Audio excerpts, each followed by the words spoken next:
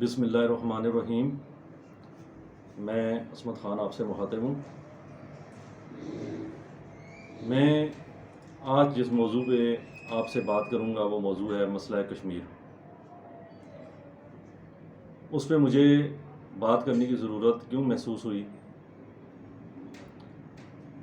اس سے پہلے میں آپ سے ریکویسٹ کروں گا کہ آپ یہ میری پوری ویڈیو دیکھیں۔ اس میں وہ حقائق آپ کے سامنے بیان کروں گا جن پہ اس سے پہلے کسی نے روشنی نہیں ڈالی۔ جو باتیں میں آپ سے کروں گا وہ ہمارے مین الیکٹرانک میڈیا پہ ہونی چاہیے، جو ہمارا آزاد مین الیکٹرانک میڈیا ہے، اس پہ اس طریقے سے یا اس انداز میں کسی نے بھی آج تک بات کرنے کی ضرورت محسوس نہیں کی۔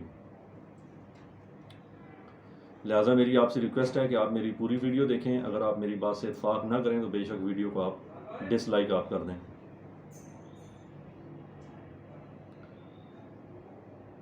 مسئلہ کشمیر پہ ویڈیو بنانے کی ضرورت مجھے اس لیے محسوس ہوئی کہ میں نے کل 2 ولاگ میں نے دیکھے۔ ایک ولاگ میں نے دیکھا ہے وقار ملک صاحب کا، دوسرا ولاگ میں نے دیکھا ہے عمران ریاض خان صاحب کا، جو سینئر اینکر پرسن ہے ان کا۔ دونوں صاحبان نے اپنے اپنے انداز میں جو کل ہمارے chief of army staff general Qamar Javed Bajwa صاحب نے کشمیر کے حوالے سے جو بیان دیا ہے اس کو اپنے اپنے انداز میں انہوں نے بیان کیا۔ اسی طرح ہمارے جو مسلم لیگ نون کا میڈیا سیل ہے یا سوشل میڈیا سیل ہے، وہ اپنے اپنے انداز میں اس بیان کو لوگوں کے سامنے پیش کرنے کی کوشش کر رہا ہے۔ جیسا کہ آپ سب جانتے ہیں کہ قیام پاکستان کے ساتھ ہی مسئلہ کشمیر کا آغاز ہو گیا تھا۔ ایک سازش کے تحت برطانیہ جان بوجھ کے جو تکمیل پاکستان کا جو ایجنڈا ہے کشمیر، اس کو ایک تنازع کی شکل میں یہاں چھوڑ کے گیا، جس کے بعد آپ سب جانتے ہیں کہ وہاں پہ جو بھی قیام پاکستان کے بعد جو فوری طور پہ جو حالات وہاں پہ بنے، ان حالات کو محسوس کرتے ہوئے میں ان کی تفصیل میں نہیں جانا چاہتا کیونکہ ویڈیو کافی لمبی ہو جائے گی۔ وہ آپ سب جانتے ہیں کیا حالات تھے۔ بانی پاکستان قائد اعظم محمد علی جناح نے مجاہدین کے ساتھ مل کے اس وقت پاکستانی فوج کو انہوں نے حکم دیا کہ آپ کشمیر میں کارروائی کریں۔ مجاہدین کی مدد سے جو حصہ اس وقت قائد اعظم محمد علی جناح کی قیادت میں آزاد کروایا گیا اسے آج آزاد کشمیر کہتے ہیں۔ باقی کشمیر کا ایک بڑا حصہ اس وقت سے لے کے آج تک ہندوستان کے قبضے میں ہے۔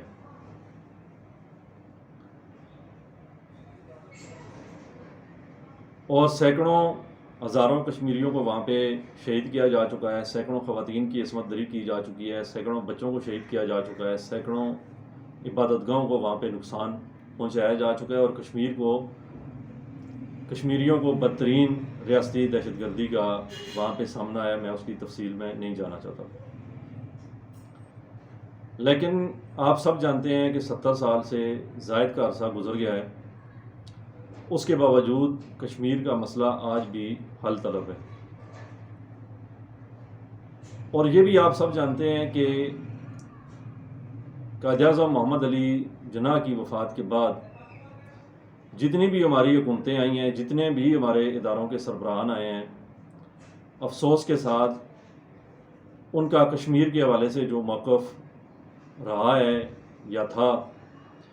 وہ گفتن شنیدن برخاستن رہا ہے، مذمتاً رہا ہے، یعنی مذمت سے آگے نہیں گئے۔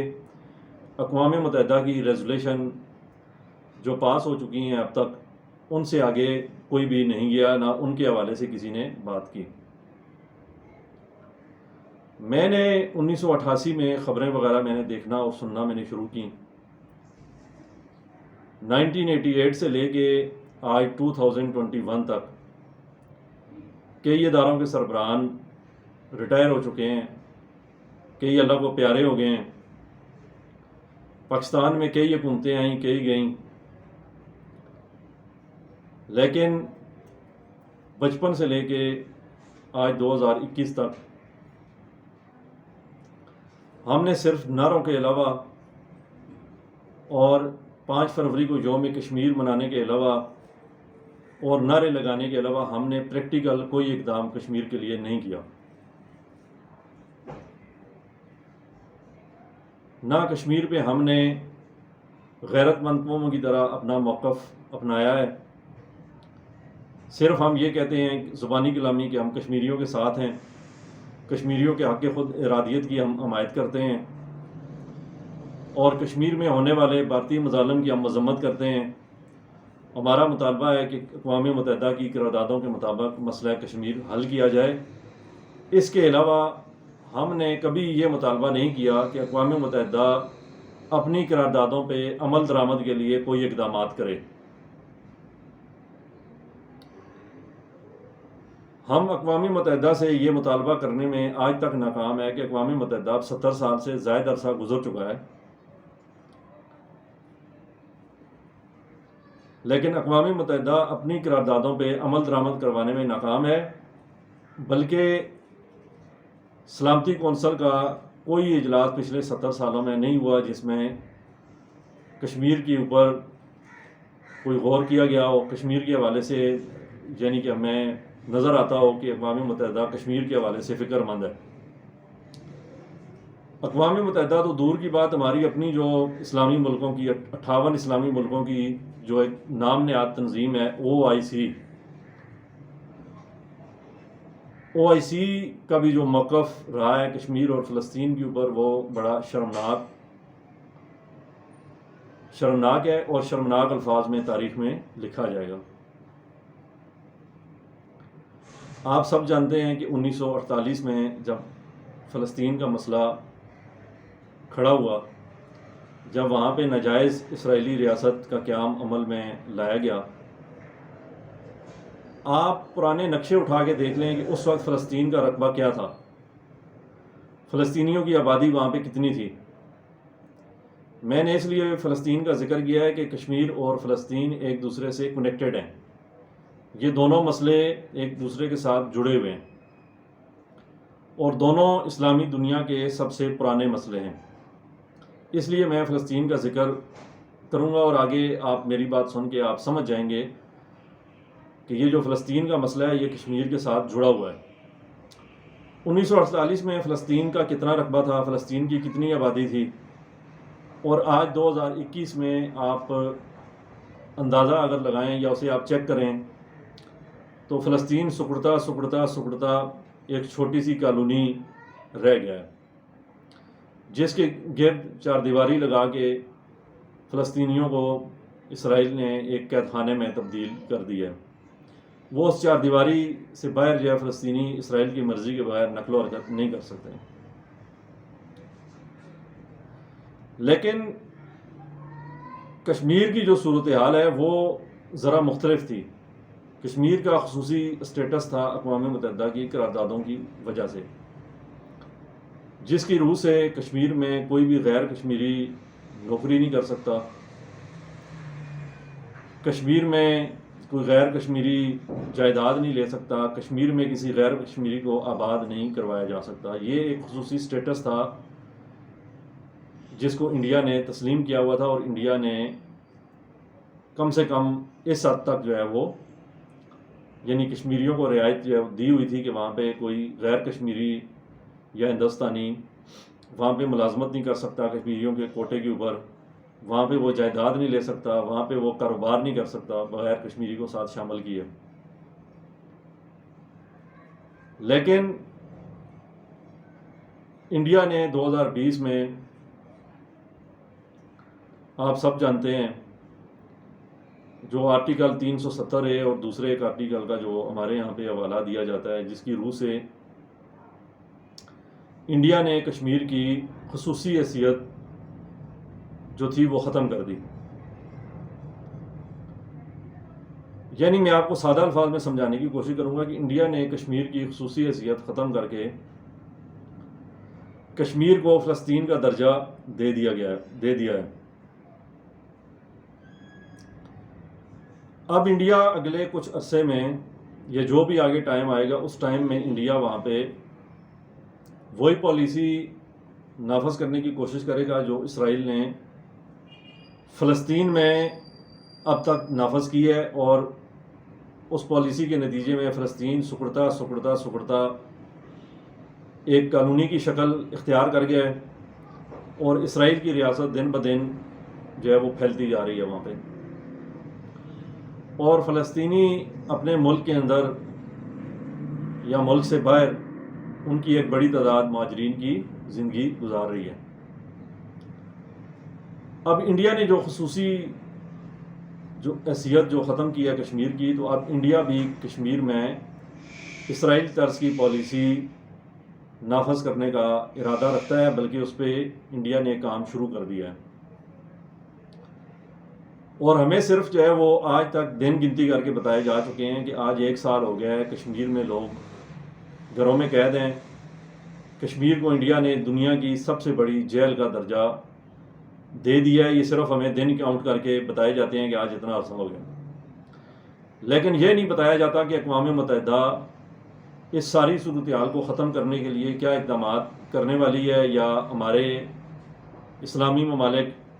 یا بالخصوص حکومت پاکستان کے ریاستی اداروں کے سربراہان وہ اس حوالے سے کیا اقدامات لے رہے ہیں، اور کیوں نہیں اقوام متحدہ سے وہ مطالبہ کرتے ہیں کہ اقوام متحدہ اپنی قراردادوں پہ عمل درآمد کروائے اور یہ مسئلہ حل کروائے۔ کیا ہم انڈیا کو اجازت دیں گے کہ انڈیا بھی کشمیر کو سکیڑتا فلسطین کی طرح کشمیر ایک جو وادی کشمیر ہے وہ ایک کشمیری ایک کالونی کی شکل میں آ جائیں؟ کشمیریوں کی آبادی وہاں پہ جو انڈیا کم کرنے کی کوشش کر رہا ہے، کیا ہمیں انڈیا کو یہ کرنے کی اجازت دینی چاہیے؟ کیوں نہیں ہم اقوام متحدہ سے بات کرتے کہ جناب اعلیٰ، جس طرح آپ نے 1990 میں کویت کے مسئلے کے اوپر، کیونکہ وہاں پہ امریکہ سمیت جو سامراجی طاقتیں ہیں، جو مغربی طاقتیں ہیں، انہوں نے عرب ممالک میں اپنے اڈے قائم کرنے تھے، عرب ممالک میں اپنا کنٹرول انہوں نے بڑھانا تھا، لہٰذا کویت کے مسئلے کے اوپر اقوام متحدہ نے فوری طور پہ سخت ترین قراردادیں پاس کیں، بلکہ ان پہ عمل درآمد کے لیے آپ سب جانتے ہیں کہ 32 ملکی اتحاد نے عراق کے خلاف فوجی کارروائی کی، اور عراقی حکومت کو مجبور کیا گیا کہ وہ کویت کا قبضہ چھوڑ دیں، اور اس کے بعد 2003 تک عراق پہ بدترین اقتصادی پابندیاں لگائی گئیں اس اقوام متحدہ کی ناک کے نیچے، اور اسی اقوام متحدہ نے اپنی قراردادوں کے ذریعے عراق پہ بدترین پابندیاں لگائیں، جس کے نتیجے میں 5-6 لاکھ سے زائد بچے بنیادی خوراک نہ ملنے کی وجہ سے وہاں پہ اللہ کو پیارے ہو گئے۔ اسی طرح 2002 میں اسی اقوام متحدہ نے مشرقی تیمور کو زبردستی انڈونیشیا سے آزادی دلوائی، کیونکہ وہاں پہ کرسچن کی ایک بڑی تعداد جو ہے وہ آباد تھی۔ وہاں پہ بھی امریکہ سمیت عالمی طاقتوں کا انٹرسٹ تھا، سو وہاں پہ اقوام متحدہ حرکت میں آئی، اور انڈونیشیا کو مجبور کیا گیا کہ وہ مشرقی تیمور کو آزادی دے۔ اسی طرح دارفر کا جو علاقہ یا ساؤتھ سوڈان، جو سوڈان کو توڑ کر 2011 میں ایک الگ ملک بنایا گیا جنوبی سوڈان، وہ بھی اقوام متحدہ نے کیا، کیونکہ وہاں پہ بھی عالمی طاقتوں کی دلچسپی اور مفادات تھے۔ ان کے مفادات کے تحفظ کے لیے سوڈان کو 2 حصوں میں اسی اقوام متحدہ نے تقسیم کیا۔ اسی طرح اقوام متحدہ کی قراردادوں تلے لیبیا کو تباہ و برباد کیا گیا، وہ بھی آپ کے سامنے ہے۔ شام کے اندر کیا حالات ہیں وہ آپ کے سامنے ہیں۔ ترکی جو خلافت عثمانیہ کی وارث ریاست ہے، اس کے ساتھ اقوام متحدہ کی چھتری تلے کیا کرنے کا پلان بنایا جا رہا ہے وہ بھی آنے والے دنوں میں ظاہر ہو جائے گا۔ اس کے علاوہ بھی کوئی واقعات ایسے ہوں گے جو میری نظر سے بھی میں آپ کے سامنے بیان کرنا ہو سکتا ہے میں بھول گیا ہوں، یا موضوع لمبا ہونے کی وجہ سے، ویڈیو لمبی ہونے کی وجہ سے میں آپ کے سامنے بیان نہیں کر سک رہا۔ میرا یہاں پہ بات کرنے کا مقصد یہ ہے کہ حکومت پاکستان کے پاس ایک سنہری موقع تھا کہ حکومت پاکستان کے ریاستی اداروں کے سربراہان غیرت مند قوم کی طرح، خود مختار قوم کی طرح دلیرانہ موقف اپناتے جب انڈیا نے کشمیر کی خصوصی حیثیت ختم کی، اور جب ہمیں نظر آیا کہ انڈیا آبادی کا تناسب تبدیل کرنے کی کوشش کرنے جا رہا ہے، اور وہاں پہ ہندوؤں کو لا کے آباد کرنے کا اس کا منصوبہ ہے، یعنی غیر مقامی جو کشمیری ہیں ان کو وہاں پہ آباد کیا جائے گا تاکہ آبادی کا تناسب کشمیریوں کا کم ہو سکے۔ یہ ہمارے پاس سنہری موقع تھا جب نریندر مودی نے کشمیر کا خصوصی اسٹیٹس جو ہے وہ ختم کیا۔ اس وقت ہمیں ایگریسو پالیسی اپنانی چاہیے تھی، ہمیں حق اور باطل کے درمیان یعنی جو فرق ہے وہ ہمیں کرنا چاہیے تھا کہ ہم گفتن شنیدن برخاستن مذمتن سے آگے بڑھتے اور ہم اقوام متحدہ سے مطالبہ کرتے کہ اقوام متحدہ کویت کی طرح، جیسے کویت کو آزادی دلوائی گئی، جس طرح کویت میں کی آزادی کے لیے فوجی طاقت کا استعمال کیا گیا، عراقی حکومت کو مجبور کیا گیا کہ وہ کویت کو آزاد کرے، جس طرح اقوام متحدہ نے مشرقی تیمور کو انڈونیشیا سے آزاد کروایا، جس طرح جنوبی سوڈان کو توڑ کے ایک الگ ملک جو ہے بنایا گیا اقوام متحدہ کی قراردادوں کے نیچے، جس طرح اقوام متحدہ کی قراردادوں کے نیچے لیبیا جیسا اسلامی ملک تباہ و برباد کیا گیا۔ ان سب چیزوں کو مثال بناتے ہوئے اقوام متحدہ سے ہم مطالبہ کرتے کہ اقوام متحدہ اپنی قراردادوں پہ عمل درآمد کے لیے اقدامات کرے، انڈیا کے خلاف اقتصادی پابندیاں عائد کی جائیں۔ کوئی ہمیں اس طرح کا مطالبہ جو ہے وہ کرنا چاہیے تھا، کم سے کم بے شک ہماری سنوائی نہ ہوتی، لیکن ہم ہر فورم پہ یہ مطالبہ دہرا تو سکتے تھے۔ ہمیں ہر فورم پہ یہ مطالبہ دہرانا چاہیے تھا کہ ہم اقوام متحدہ سے مطالبہ کرتے ہیں کہ 70 سال سے زائد عرصہ بہت ہو گیا ہے، ہم ہندوستان کو مزید کشمیریوں کا خون بہانے، مزید کشمیریوں پہ ظلم و ستم کرنے کی اور مزید کشمیریوں کو اس طرح گھروں میں قید رکھنے کی ہم اجازت نہیں دے سکتے، لہٰذا اقوام متحدہ اس میں مداخلت کرے اور اپنی قراردادوں پہ عمل درآمد کروانے کے لیے انڈیا کے خلاف اقتصادی پابندیاں عائد کی جائیں۔ ایسے میں جو بھی مغربی طاقت، امریکہ، برطانیہ، یورپی طاقت، کوئی بھی جو ہمیں مشورہ دیتی کہ جناب کشمیر کے مسئلے کا واحد حل بات چیت ہے، تو ہمیں ان سے کہنا چاہیے تھا کہ آپ نے یہ بات چیت عراق میں آپ نے بات چیت کیوں نہیں کی، آپ نے لیبیا میں بات چیت کیوں نہیں کی، آپ نے سوڈان میں بات چیت کیوں نہیں کی، آپ نے مشرقی تیمور میں بات چیت کیوں نہیں کی، اس طرح اور جگہوں پہ آپ نے طاقت کا استعمال کیا، بوسنیا کے اندر، یوگوسلاویہ میں، وہاں پہ آپ نے بات چیت کیوں نہیں کی، جہاں آپ کے اپنے مفادات ہوں وہاں پہ آپ چڑھ دوڑتے ہیں۔ لہٰذا اب بہت ہو گیا ہے، ہم کشمیریوں کا خون بہانے کی، کشمیریوں پہ ظلم کرنے کی ہم مزید اجازت نہیں دے سکتے، لہٰذا اب اقوام متحدہ فوری طور پہ انڈیا کے خلاف اقتصادی پابندیاں لگائے تا وقت ہے کہ انڈیا کشمیریوں کو اقوام متحدہ کی قراردادوں کے مطابق استصواب رائے کی اجازت نہیں دیتا۔ یہ ہمارا واضح موقف ہونا چاہیے تھا، اس پہ ہمارا سٹینڈ ہونا چاہیے تھا، اور یہی موقف ہمیں ہر فورم پہ اپنانا چاہیے تھا۔ لہٰذا میری بالخصوص حکومت پاکستان، ریاستی اداروں کے سربراہان جن کے ہاتھ میں اللہ نے اختیار اور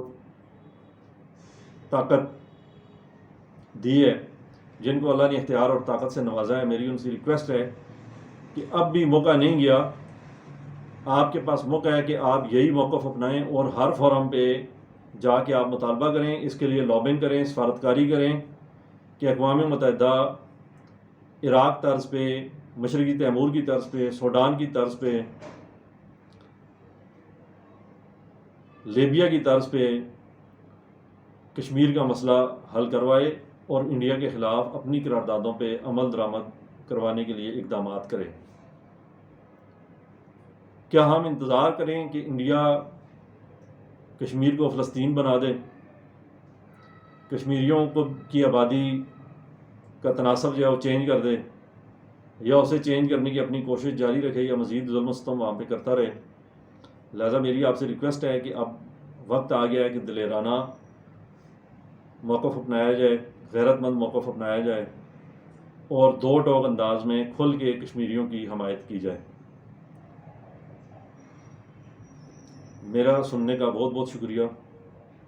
اگر آپ کو میری ویڈیو اچھی لگی ہو، میری بات آپ کو اچھی لگی ہو، اس کو لائک کریں، شیئر کریں اور چینل کو سبسکرائب کریں۔ السلام علیکم۔